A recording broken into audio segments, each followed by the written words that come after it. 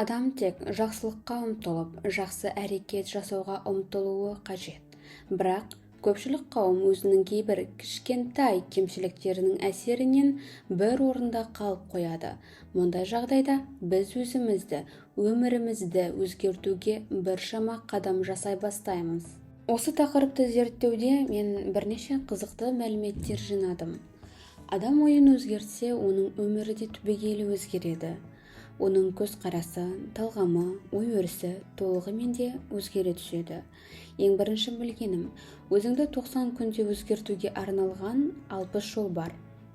Және бұл ең қарапайым жолдар болып табылады екен.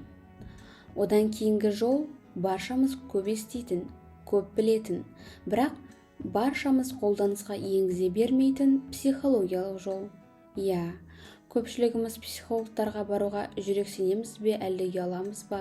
Әйтеуір елімізде психологтардың беделі асып жатқаны шамалы. Өзіңізді өзгертудің ең үздік жолы психология, мистика немесе тренингтер емес, тұлғалық стратегия жолымен өзгеру жобасы.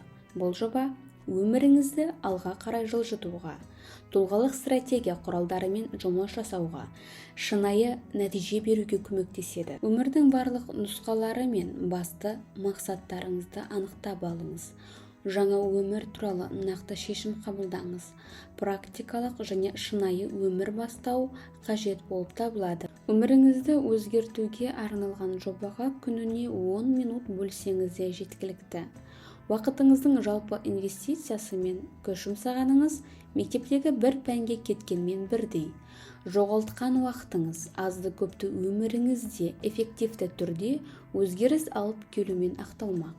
Бірақ негізгі нәтиже уақыт емес, өміріңіздегі өзгеріс екенін ұмытпаңыз.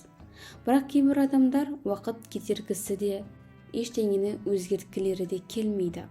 Сол себепті нақты нені қалайтыныңызды анықтап алыңыз. Мен өмірімді өзгерткім келеді және бұған уақыт керектігін білемін. Жоқ, шындығында мен ештеңені өзгерткім келмейді. Жай ғана ғаламторда шарлап отырмын. Кейбір адамдар өзін өзгерту үшін сырт келбетін, киіну стилін, шаш үлгісін өзгертіп жатады. Мұның біраз көмегі де бар. Бұл менің ойымша өзіңізге деген сенімділікті үдете түседі болды. Бірақ ең қарапайым жол ретінде мен өз басым өзіндік ішкі ойлау жүйесін айтар едім. Түйсік. Жалпы адам ойы ұшқыр. Ой тау-тасты қопарады, суды тастады, айналаны гүлдендіре де алады. Мынандай сөз бар. Өзіңе сен, өзіңді алып шығар ісіңе сен. Дұрыс ойлау жүйесі позитивті ойлау көп нәрсеге қол жеткізеді. Мәселен, біз жақсылықты ойлай жүрсек, көңіл күйімізде көтерілер еді. Осыдан жүзімізде ажарлана түспек. Ажарлы адам кез келген іске зор ынтамен кіріседі.